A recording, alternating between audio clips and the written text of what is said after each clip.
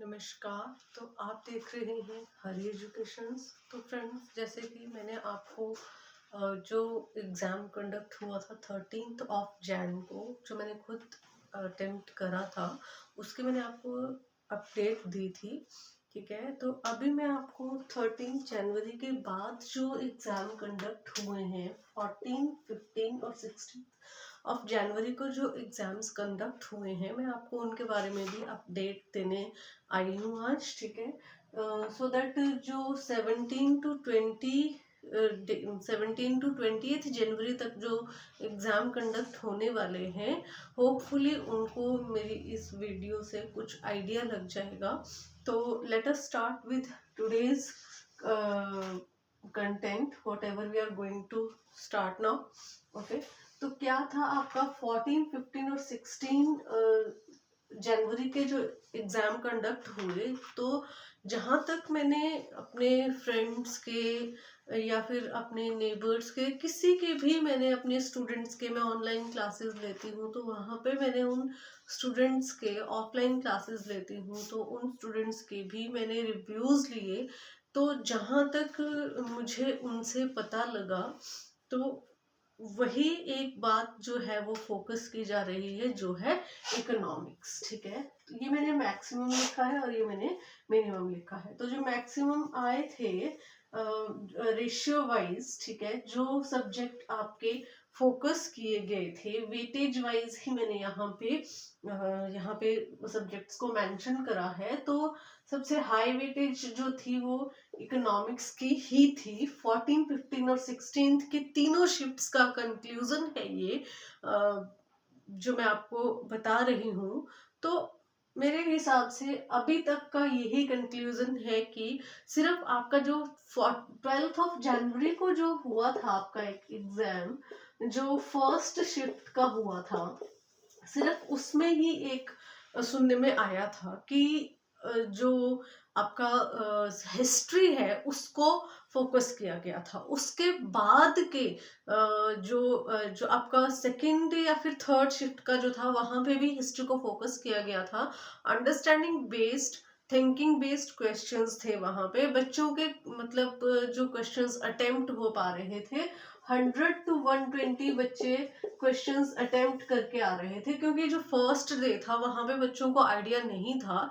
क्योंकि जब आप ऑनलाइन सीबीटी के थ्रू एग्जाम कर रहे हैं, तो it's not possible to reach each and every question randomly. ठीक है, आप सडनली किसी स्पेसिफिक क्वेश्चंस तक नहीं पहुंच सकते हैं, क्योंकि आपको वहां पे जो आपको जो क्वेश्चन मिलेगा, वहां पे आपको रैंडम क्वेश्चन ही मिलेगा। जब आप अपने पिछले क्वेश्चंस को अटेम्प्ट करेंगे तभी आप नेक्स्ट उस पे जा पाएंगे।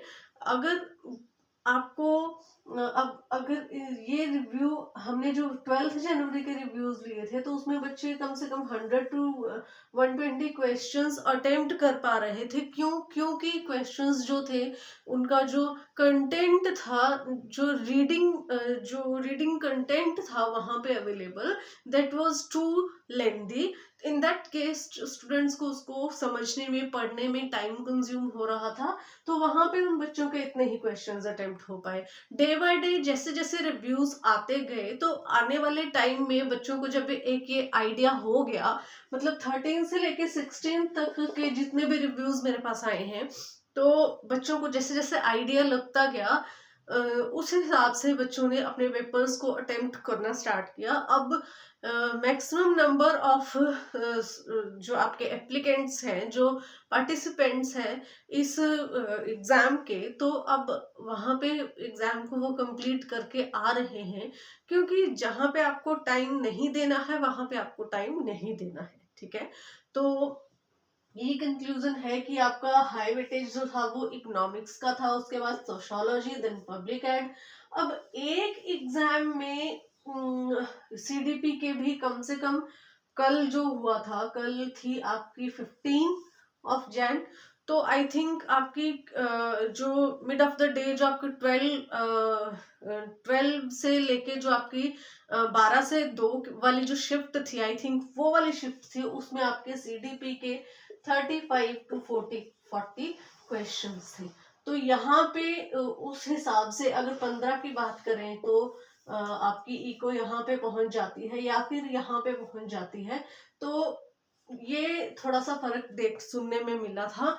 तो सिर्फ एक पेपर में ही सुनने में ऐसा आया है कि ये सीडीपी को भी फोकस किया गया था। 30 to 35 sorry 35 to 40 questions are more than enough comparatively to the other shifts और other days exams। ओके, तो उसके बाद आपका हिंदी भी इसमें ही कर सकते हैं हम, क्योंकि हिंदी काफी इजी थी, टू द पॉइंट, बट उसमें भी आपको रीड करने के लिए टाइम चाहिए था। बट ऐसा था कि रीड करने के बाद आपको आंसर वहां पे डायरेक्टली मिल जा रहा था। मिनिमम की बात करें तो आपका एचपीजी के जो था वो मिनिमम में सबसे ऊपर है, क्योंकि 6 से 7 क्वेश्चंस जो आपके आ रहे हैं वो एचपीजी के आ रहे हैं। मतलब अगर मिनिमम में भी आप यहाँ पे मैक्सिमम देखें तो 6 से 7 क्वेश्चन हर शिफ्ट में आपको हर डे में देखने को मिल रहे हैं।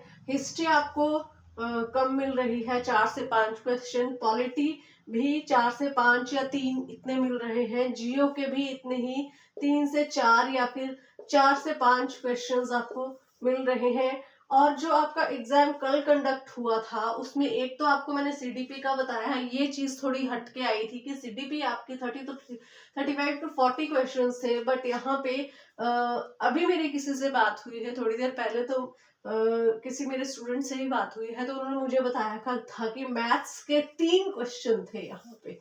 मैथ्स के एक तो बहुत बेसिक था, इजी था, वो हो गया, लेकिन 3 में से जो 2 क्वेश्चंस थे वो काफी टफ थे।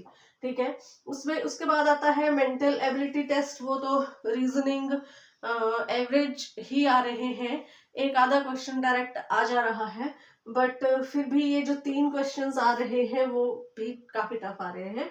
साइंस में देखें तो साइंस में भी जो आपका कल का एग्जाम हुआ था 15 जनवरी का, इसमें केमिकल रिएक्शंस को भी पूछा गया था। जो 2 से 3 जो क्वेश्चन साइंस के पूछे गए थे उसमें केमिकल रिएक्शंस को भी फोकस किया गया था। नेक्स्ट आपका आता है इंग्लिश, तो इंग्लिश के यही तीन आपके 3 तो आ ही रहे हैं, या 3 से 4, इससे ज्यादा इंग्लिश के क्वेश्चन नहीं है। वर्ड जीके के आपके 3 से 4 क्वेश्चन, 4 भी मैं ज्यादा ही बोल रही हूँ, 3 कर क्वेश्चन आ रहे हैं आपके। ठीक है, और करंट अफेयर के भी आपके ज्यादा नहीं, कम से कम 4 से 5 क्वेश्चंस आपके करंट अफेयर्स के आ रहे हैं पेपर में। ठीक है, तो ये था कंक्लूजन आपका 14, 15 और 16 जनवरी का। तो अभी जो अपकमिंग आपका 17, 18 और 17, 18, 19 और 20 को जो एग्जाम कंडक्ट होने जा रहे हैं उनमें कुछ नहीं कहा जा सकता। इस वाली चीज को सीडीपी की और ये मैथ्स को देखकर हम कुछ भी नहीं कह सकते। बस सिर्फ इतना कह सकते हैं कि इकोनॉमिक्स को हर पेपर में फोकस किया जा रहा है। प्लीज प्लीज आप इकोनॉमिक्स पे अगर आपने नहीं भी पढ़ी है तब भी आप उसके थोड़े थोड़े से बेसिक कंसेप्ट्स को जरूर देख के जाएं। ठीक है, क्योंकि अगर हमारा जो एक मेरे पास 2020 का एग्जाम की मेरे पास एक हार्ड कॉपी पड़ी थी, तो मैंने उसमें देखा तो उसमें भी इकोनॉमिक्स का को ही फोकस किया गया था। दिस इज नॉट, आप इसको एक नया चेंज या फिर एक नया आप उसको नया मुद्दा उठा के नहीं बोल सकते हैं, क्योंकि इकोनॉमिक्स जो थी उस पेपर में भी आज से 5-6 साल पहले भी इकोनॉमिक्स को उस एग्जाम में 2020 का जो आपका एग्जाम था इकोनॉमिक्स को फोकस किया गया था। और अभी भी मैक्सिमम नंबर ऑफ एग्जाम्स में और maximum number of days and shifts में इकोनॉमिक्स को फोकस किया जा रहा है। तो नेक्स्ट मैं आप लोगों से मिलूंगी कि क्या आपकी एक्सपेक्टेड कट ऑफ है। ठीक है, कैटेगरी वाइज में आपको ये भी मैं आपको मैसेज कन्वे करूंगी।